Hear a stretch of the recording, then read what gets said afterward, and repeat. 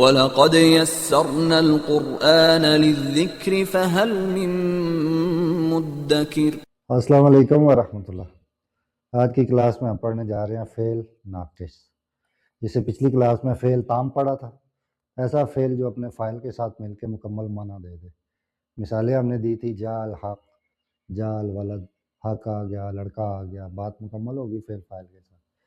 اب ناقص کی جو تعریف ہے وہ یہ ہے کہ وہ فعل جو اپنے فاعل کے ساتھ مل کر بھی مکمل معنی نہ دے اور خبر کا محتاج ہو، اسے فعل ناقص کہتے ہیں۔ یہ افعال جملہ اسمیہ میں داخل ہو کر مبتدا کو اسم، جیسے کہ ایک جملہ اسمیہ، اس میں ہم مبتدا اور خبر ڈھونڈتے ہیں، تو جو ناقص افعال ہیں وہ جب کسی جملہ اسمیہ میں آتے ہیں تو وہ پھر مبتدا کو اسم بناتے ہیں۔ جیسے اگر یہ مشہور افعال ہے کانا، تو جو جملہ اسمیہ کا مبتدا ہوگا اس کو ہم کہیں گے اسمو کانا، اور جو اس کی خبر ہوگی جس کا ناقص فعل محتاج ہے کہ خبر کے بغیر اس کے معنی نہیں آ سکتے، اس کو خبرو کانا کہتے ہیں۔ تو مشہور افعال یہ، ان سب پہ میری انفرادی ویڈیوز اس سے پہلے لیول 2 میں گزر چکی ہیں۔ کانا، اس کی گردان، اصباحا، امسا، سارا، لیسا، ما زالا، ما داما، سب کی جو ہے نا ڈیٹیل ویڈیوز گزر چکی ہیں۔ انہیں کانا و اخوات ہوا کہتے ہیں، جیسے انا اور اخوات ہوا ہوتے، اسی طرح کانا و اخوات ہوا ہوتے۔ سٹرکچر کیا ہوتا ہے؟ اب یہ ایک فعل ناقص ہے کانا، تو اکیلا یہ کچھ بھی نہیں کر سکتا، اس کو خبر کیا جاتا ہے، تو جو بھی اس کے آگے اسم آئے گا، اس کا فاعل، وہ اسمو کانا کہلائے گا، بجائے اس کے کہ ہم کہیں گے فعل فاعل۔ یہ جملہ فعلیہ نہیں ہے، جملہ اسمیہ میں آتے ہیں، اور پھر اس کو جو اس کا فاعل ہوتا ہے اس کو ہم کہتے ہیں اسمو کانا، اور جس خبر کے تحت بات مکمل ہوتی ہے اس کو ہم کہتے ہیں خبرو کانا۔ جو بھی یہاں پہ ناقص فعل یوز ہوگا اس کے مطابق یہ اس کا سٹرکچر ہے۔ قرآنی مثالیں دیکھیں، کان اللہ، اب یہاں تک ہمیں کوئی معنی نہیں مل رہا، اللہ تھا، اللہ ہے، اللہ رہے گا، لیکن اس کے ساتھ جب تک خبر نہیں آئے گی ہمیں یہ فعل ناقص اور اس کا فاعل اسمو کانا کوئی معنی نہیں دے سکتے جب تک اس کے ساتھ خبر نہ ہو۔ تو آپ دیکھیں غفوراً رحیماً، اب یہ اس کی خبر ہے جس کی وجہ سے ہمیں اس جملے کا معنی پتہ چل گیا کہ اللہ بخشنے والا، رحم کرنے والا ہے۔ تو اس میں اب کانا فعل ناقص ہے، اللہ فاعل ہے، لیکن یہ چونکہ جملہ فعلیہ نہیں ہے اور فعل ناقص جملہ اسمیہ میں آتا ہے، تو اب اس کو اگر الگ کر دے کانا کو، تو یہ جملہ اسمیہ ہے، ایک ناؤن سے سٹارٹ ہو رہا ہے اور یہ مبتدا ہے اور یہ خبر ہے۔ تو جب فعل ناقص آ جاتا ہے، جیسے کہ ہم نے اس کی تعریف میں بتایا تھا، تو پھر وہ جملہ اسمیہ کے مبتدا کو اپنی اس کو اسمو کانا کہتے ہیں اور اس کو خبر کو خبرو کانا۔ تو دیکھیں، اللہ اسمو کانا، غفوراً رحیماً خبرو کانا۔ اگر اس جملے میں غفوراً رحیماً نہ ہو تو بات مکمل نہیں بنتی۔ نیکسٹ ایگزامپل دیکھیں، کان الانسان، اب یہ فعل ناقص ہے کانا اور یہ اس کا فاعل ہے، لیکن اس کو جملہ فعلیہ کے طور پہ دیکھیں تو کوئی معنی نہیں ہے، انسان تھا، انسان ہے، لیکن اب اس کے ساتھ عجولاً جب لگا تو پھر خبر آنے سے اس کے معنی واضح ہو گئے کہ انسان جلد باز ہے۔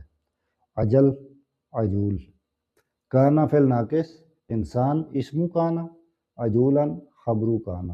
کانا و اخوات ہوا پڑھاتے ہوئے آپ کو بتایا تھا کہ اس کا اسم مرفوع، یعنی کہ اس پہ ضمہ آئے گا، اور خبر منصوب ہوگی، یعنی اس پہ زبر تنوین آئے گی۔ تو انا اور کانا ان کا آپس میں اپوزٹ ہے، اس کا اسم منصوب ہوتا ہے اور خبر مرفوع، اس کا اسم مرفوع ہے اور خبر منصوب۔ یہ بھی یاد رکھنے کا ایک طریقہ ہے۔ تھرڈ میں دیکھیں، لیسا ایک حرف فعل ناقص ہے اور اس کے آگے پھر خبر ہے، تو فعل ناقص کوئی بھی ہمیں معنی نہیں دے سکتا جب تک خبر نہ ہو، تو اس کا اسم لیسا البر، اور ان تولو جو ہے یہ اس کی خبر لیسا ہے۔ کچھ درسی مثالیں دیکھ لیں۔ کانا فعل ناقص، طالب اسمو کانا، مجتہدن خبرو کانا۔ امید ہے کہ اب تک آپ اس کو سمجھ چکے ہوں گے کہ فعل ناقص وہ فعل ہوتا ہے کہ جو فاعل کے ہوتے ہوئے بھی اپنا معنی خبر آئے بغیر نہیں واضح کر سکتا۔ لیس المعلم غائباً، اب یہ لیسا ہمارے پاس ایک ناقص فعل ہے، المعلم جو ہے یہ فاعل ہے، لیکن یہ فعل ناقص اپنے فاعل کے ساتھ مل کے بھی کوئی معنی نہیں دے سکتا جب تک یہ خبر نہ آئے غائباً، استاد غیر حاضر نہیں ہے۔ اب یہ کہ اس ناقص فعل ہے اصباح، تو اصباح الجو یعنی کہ موسم ہو گیا، تو اب اچھا ہو گیا، برا ہو گیا، کیسا ہو گیا؟ جمیلاً آیا ہے تو ہمیں پتہ چلا کہ موسم اچھا ہو گیا ہے۔ یہاں خبر کے بغیر بات ادھوری ہوتی ہے، جیسے کانت طالب، کوئی بات نہیں یہاں پہ، فعل بھی ہے فاعل بھی ہے، لیکن چونکہ فعل ناقص ہے، تام نہیں ہے، تو بات ادھوری ہے کہ طالب علم کو کیا ہوا ہے۔ تو اب اس کے آگے مجتہدن یا کسلانن یا کچھ بھی اس کی خبر لکھیں گے تو پتہ چلے گا۔ اب ان دونوں میں ڈیفرنس کیا ہے؟ سب سے پہلے فعل تام معنی اس کا خود مکمل ہوتا ہے، ٹھیک ہے، اور یہ خود ہی نامکمل ہوتا ہے، اس کو محتاجی ہے۔ یہ دوسرا ان کا جو پہلو ہے کہ کس چیز کا محتاج ہے، فعل تام کسی کا محتاج نہیں ہے۔ جا الحق، جا فعل اور الحق اس کے اندر ایک خبر ہے، تو کسی کا محتاج نہیں ہوتا، مکمل ہوتا ہے۔ یہ جو ہے یہ خبر کا محتاج ہوتا ہے فعل ناقص۔ یہ جملہ فعلیہ ہوتا ہے پوری طرح سے، ایک فعل ایک فاعل آگے مفعول، پورا مطلب جملہ فعلیہ کے جو اجزاء ہے وہ اس میں ہوتے ہیں۔ یہ جو ہے یہ جملہ اسمیہ کو تبدیل کرتا ہے، جیسے کوئی بھی جملہ جو ناؤن سے سٹارٹ ہو رہا ہو، اسمیہ ہو، اس کو یہ خبرو کانا اسمو کانا بناتا ہے۔ اب ان کی ایک ایک مثال دیکھ لیتے ہیں۔ اب یہ دیکھیں جا زیدن، یہ جملہ فعلیہ ہے، فعل تام ہے، بالکل مکمل ایک جملہ ہے۔ جا فعل، وہ آیا، یہ فعل ہے۔ زیدن اس کا فاعل ہے، مرفوع ہے، دیکھ لیں، تو جا زیدن بات مکمل ہو گئی۔ لیکن کانا زیدن اگر ہوتا فعل ناقص کے ساتھ، کانا فعل ناقص زیدن فاعل، اب یہاں بھی فعل فاعل ہے، یہاں بھی ہے، لیکن اس فعل فاعل نے پورا معنی دے دیا، لیکن ناقص فعل اور فاعل کبھی بھی پورا معنی نہیں دیتے جب تک ان کے ساتھ خبر نہ آئے قائمن، کہ زید کھڑا تھا، تو جب تک آپ اس کے ساتھ خبر نہیں لائیں گے یہ آپ کو معنی نہیں دے گا۔ تو یہ تھی ہماری آج کی کلاس فعل ناقص کے بارے میں۔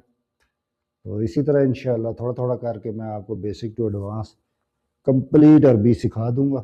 آپ اس کو اپنے فرینڈ اینڈ فیملی کے ساتھ شیئر کریں تاکہ جو لوگ عربی نہیں جانتے، عرب ملکوں میں جاب کر رہے ہیں، جانا چاہتے ہیں، یا خود قرآن مجید بغیر ترجمے کے پڑھنا چاہتے ہیں، ان کے ساتھ شیئر کریں تاکہ سب بیسک ٹو ایڈوانس عربی سیکھیں۔